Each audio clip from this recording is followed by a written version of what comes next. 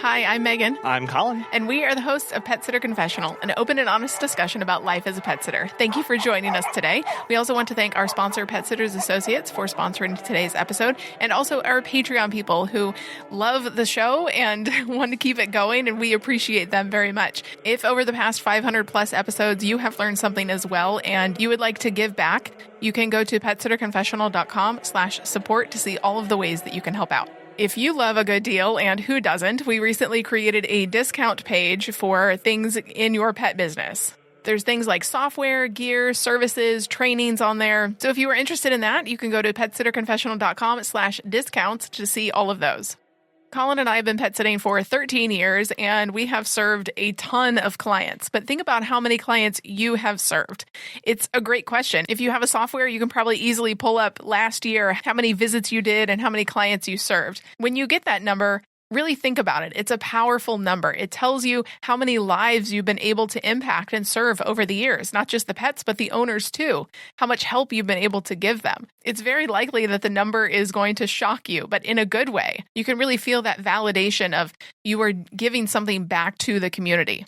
But more than just how many clients have you served in total, a much more relevant statistic to your business right here and now is how many active clients do you have? This is going to tell you how many people are actually using your services right now or this month. Depending on the kind of business you run, defining active will be different. If you are a daily dog walking business, you want to see how many people are using your services each week so you know how many are repeats and how much you need to keep the marketing and the advertising going in order to get new clients in the door. If you are mainly a pet sitting business, you may look at how many people are using your services each month or each quarter, whatever that metric is for you. Just because people do not take long vacations as regularly as they may need a dog walking or pet sitting service. So not just looking at it across time blocks, but you can also run these reports and look at this kind of information across your services. Okay, this is why this is so powerful, because each business offers a different variety of services. A lot of people run a business that is very, very focused on just one or two services.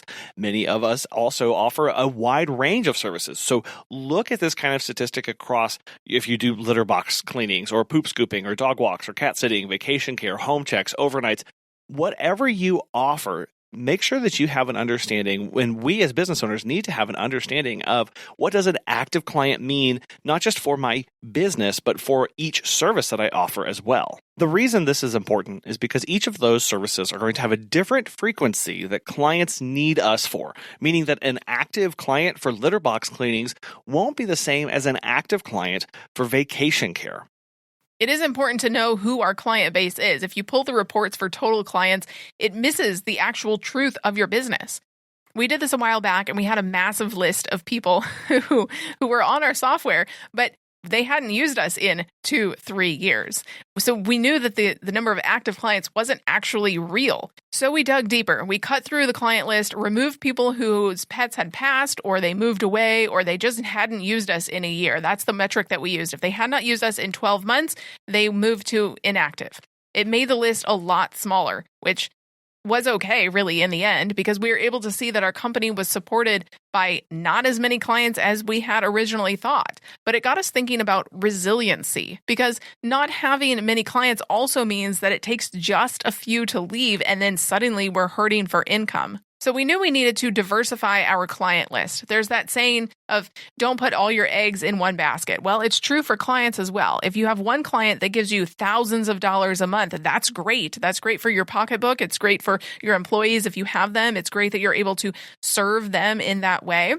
But if they leave for whatever reason, they move, the pet passes, they just have a change of life, that's really going to impact your business. So you want a diversity of clients. You want lots of money coming from lots of different clients. Yeah, we knew that we wanted a wide range of clients that used a wide spectrum of our total service offerings, that they were more invested in our company, which meant that the average spend per client was actually higher because we were helping them in more ways. At the end of the day, we want to help people live their best life with their pets. And this is a decision that we as businesses have to make, right? Whether we are going to offer a wide range of services or a niche range of services. We personally, we don't offer very many things as a business. So we would like that average spend per client to be larger than it is now, as well as obviously having a larger client base, because what we're trying to get here in our business is just more stability. We don't want to be dependent on one client or two clients to be making our monthly revenue goals. Now, this is even a little bit harder to do when you are a niche business, when you are just dog walking only, because typically in the summer months when kids are home or teachers are home, dog walking usually goes away. So you have to have even a more robust client list to account for those changes with the seasonality. Exactly. You can diversify. Let's say you only offer midday daily dog walks. What does it mean to diversify your client list? Okay, well, it means diversify by growing. So you're going to have a very large client base, but also your different type of people that you are serving, you need to diversify. So not just one particular industry or one particular kind of person. Maybe you have a diversity of clients because you have some clients that use you 5 days a week. Some clients only use you twice a month, but they use you throughout the entire year versus the 5 day a week who may only use you for a few months and then summer break happens and then they go away. That is also diversifying your business when you look at the kinds of people that you're serving. Your service that you offer, whatever it is, our services can serve and do serve multiple people. They solve more than just one problem. And I think often we can forget that and think we're just talking to a singular person. And while it is important to be focused in who we're talking to, we have to be creative in understanding that I can help more people. I can have one service, change a few words in my marketing and advertising, change my way of thinking about how it can help somebody, and open up so many new possibilities as a business. I do feel like this was easier before COVID, though, because once the pandemic hit, it brought people home. It really kind of wrecked people's schedule, and some people just stayed home, or a lot of people realized, oh, I can work from home now. I'm just going to continue to do that and just hop around with jobs. It doesn't matter. I just want to always be able to work from home now. So it has forced us to get a little more creative with how we approach clients and our marketing messages, because we do want that consistency. But at the same time, the entire job market has completely shifted from 5 years ago. We don't have the luxury of the way things were 5 years ago because it's not 5 years ago anymore, and there was a major pandemic since then. We have to be thinking this way as businesses of how can we serve more people with the same thing. I need to, if you want to specialize, maybe say, I need to specialize so that I can streamline all of my business operations. That's fantastic. You can solve problems for a whole lot more people than I think you even know right now or even realize. Because when we think about our businesses, think about it this way. Would you rather have a $100,000 business that's built on 10 clients or a $100,000 business built on 1,000 clients? That's actually a very pertinent question to when we think of what we want to do in our business and how we want to scale and what that looks like. Because a business built on 10 clients, well, your client relations is a lot simpler. You can get to know those people really well. Average client spend is through the roof, so it's easier to upsell them because they're more invested in your business and they see the value. You are more integral to their life. But one of them leaves, all of a sudden you're really hurting for that, and you've got to try and find that one other unicorn in your business. Versus that 1,000 client list, well, each client is only spending a little bit of money, so they're not as valuable to you from a revenue perspective. So, you have 1,000 people that you have to manage, that you have to keep the data up to date, and you have to stay in touch with them, and you have to find ways to build a relationship with them. But if you only have 999, well, that doesn't impact you as much. You're not laying awake at night stressing about that. So these are two different ways to grow your business. Do I have a small client base and do I diversify by having them spend more with me? Or do I have a large client base and I diversify through the types of people that use my services? And I don't think one is better over the other. It's just, how are you going to operate your business? And what do you prefer? Exactly. Whether you're serving one client or 1,000, something that's critical is Pet Sitters Associates. As pet care professionals, your clients trust you to care for their furry family members. And that's why Pet Sitters Associates is here to help. For over 20 years, they've provided thousands of members with quality pet care insurance. Because you work in the pet care industry, you can take your career to the next level with flexible coverage options, client connections, and complete freedom in running your business. Learn why Pet Sitters Associates is the perfect fit for you and get a free quote at petsitllc.com. You can get a discount when you join by clicking membership Pet Sitter Confessional and use the discount code Confessional when you go to checkout. Check out the benefits of membership and insurance once again at petsitllc.com. As you mentioned, it's good to have a diversity of clients across services and time because some services, again, are only a good fit for certain seasons, depending on where you are. Long adventure hikes are great for fall and spring. At least for where we live. Right? Yeah, in the Midwest. And then shorter neighborhood walks are great for the heat of the summer. You may be serving the exact same client, but now two different services across seasons. So what this is going to do is this is going to help level out the variability in your business. I have the same client who is going to use me now year round. Maybe if I only offered those shorter neighborhood walks, they didn't use me in the fall and winter, or they only want to use me in the summer, or vice versa.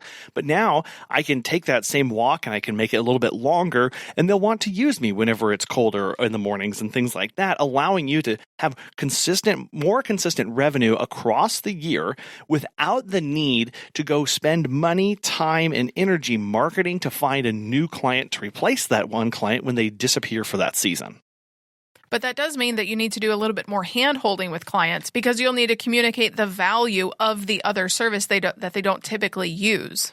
And that is the hard part of this, is that when we look to diversify our client list and the services that we're offering, we look at what we're trying to do now is we're going, I have to get into the business of upselling a client, which for me personally is very uncomfortable. I feel like once we get people in the company, I just want to leave them alone. I want to let them enjoy the service that they are actually using and not impose myself on them anymore. However, but that's because you and I aren't very good salespeople. No, we're not. And we're very passive in this nature. Because at the end of the day, what I have to remember is, well, this person came into our company for daily dog walks. That's all they were looking for. So they have stopped looking at my company. They have stopped researching for any other needs. They have stopped. There's no more need from their perspective to do anything else. However, if I can come alongside them and get in front of them through an email newsletter or social media post or a client conversation and let them know about our poop scooping services, well, they might not have been looking for that, but now I have told them of another way we can help them, another way that we can serve them, which is a much easier sell than having to find a bespoke poop scooping client and selling them on the idea of using us. And what that means is you're enhancing that client relationship. You build those strong relationships with clients by personalizing the communication with them, maybe even offering loyalty programs. Use your email list to get current clients to use even more of your services. And sometimes it is hard because, again, they're not looking for what they're not looking for. But if you start to communicate the value and the pain points that they're experiencing and how you can help solve those, they may start to see the need for more of your services. Because they already know, like, and trust you for that original thing. So when you come alongside them and go, hey, I noticed this thing that you're dealing with, or hey, whenever I'm over doing a midday visit, I noticed that there was a lot of poop in the backyard. We do offer a regular reoccurring service of poop scooping where we come over and take all of this away for you. Is that something you'd be interested in? And you may have to, when you're doing this, you may have to offer that first one at a deep discount or even complimentary. And that is easier to do for an existing client who's already spent thousands of dollars with you to come and go, hey, can I just offer a free poop scooping service to you as a thank you for this? And if you like it, we can get on a reoccurring version of this. That's a much easier buy-in from us as a business as opposed to a brand new client who may never use us a second time and may just be looking for a free service. At least with a regular reoccurring client, I know they might not book me for poop scooping again, but they may book.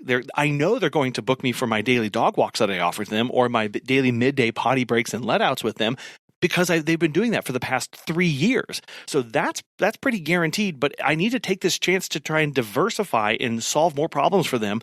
But if they don't bite on that, that's fine. Those hours, well, they'll be paid for. They have been paid for by the previous 300 walks that I've done for them. Upselling is one of the easier ways to diversify your client list. Another is to focus on your marketing. Always be marketing a season ahead for the next service that you need. It's like when Hobby Lobby puts out Christmas trees in August. They know that Christmas is coming every year. Well, so do we. So whatever you need for the next season, start talking about it now. Yeah, so those seasonal promotions, that educational content about the value of those adventure hikes, or maybe you live in a place that has a lot of snowbirds that come and go throughout the year, and there are going to be a lot of home security checks that are going to be necessary here in the next 3 months or next quarters when those are going to pick up. I need to start advertising and marketing now to pick up those clients, because then they don't, when they need me, they might not find me. So if I can get ahead of them, get them thinking about that now is really the best for us, so that we can always be bringing in a little bit. And then it also helps us as a business to do some better forecasting, to go, what do I know is going to be coming in? What does that quarter look like? What does the next year look like? And kind of matching those two of my marketing initiatives versus what's actually coming in and the return that I'm getting from it. It's also important to make multiple client avatars so that you're not serving a single person or a single type of person if you are offering multiple services. And even if you aren't, again, that daily dog walking, maybe don't just focus on teachers because they have ebbs and flows in their schedule. But go after those healthcare people, those people in work manufacturing jobs, that work for the government, who have consistent day in and day out jobs. And all of this is to diversify our business so that we are more resilient to changes, to variation and fluctuations from quarter to quarter, from season to season. When we can be serving multiple clients, at the end of the day, that is what this is all about. When we diversify our client list, it is not just about growing the base. It's about serving different kinds of people and solving different kinds of pain points and needs, so that we can be integral in multiple kinds of people's lives, so that if one goes away, we know that we have others that we can rely on and that are relying on us as well. There's not a one-size-fits-all approach to this, and this definitely doesn't happen overnight. This whole process really does take time. When you sit down and you're intentional about, okay, what are my client avatars? Who do I want to go after? What areas do I want to serve? What services do I want to grow or shrink in my business? As we are in Q4 of 2024, it's a great time to look at your 2025 coming up and saying, is my business where I want it to be? Do I want it to look different next year versus where I have been this year? If I lost one client, if I lost my topmost client who spent the most money with me, if I lost them next year, how would that impact my business? Really look at that number, calculate how much did that person, those two people, spend with you over the last 12 months, and go, if they moved away, if their pet died, if they lost their job and can no longer use my services, what kind of lurch would I be left in? And go, I can't let that happen. We as business owners, we cannot let that happen, to be solely dependent on 1, 2, 3 people to meet our income. That is an unwise and unsafe place to be as a business. So when we look to diversify, going, what kind of services do I need to add to serve people more, so that maybe they don't use my dog walking, but they can use my poop scooping, or maybe they don't need to use my litter scooping, but they can use my dog walking, or whatever that is. Or what services do I need to take away so that I can focus, so it's easier for clients to see how I can fit in their life, and I can more focus my marketing and my advertising. It's easier for me to upsell because I have a streamlined menu from the restaurant perspective, that I can see exactly the pain point that I'm solving with each and every single one of those things. So while this does take a lot of work, it's not impossible, and it is good for you to do in your business. If you have thoughts and opinions about this, you can email us at petsitterconfessional@gmail.com, or you can look us up on Facebook and Instagram at petsitterconfessional. Thank you for taking your time today. We appreciate you and value you. We'd also like to thank Pet Sitters Associates for sponsoring today's episode, and we will talk with you next time. Bye.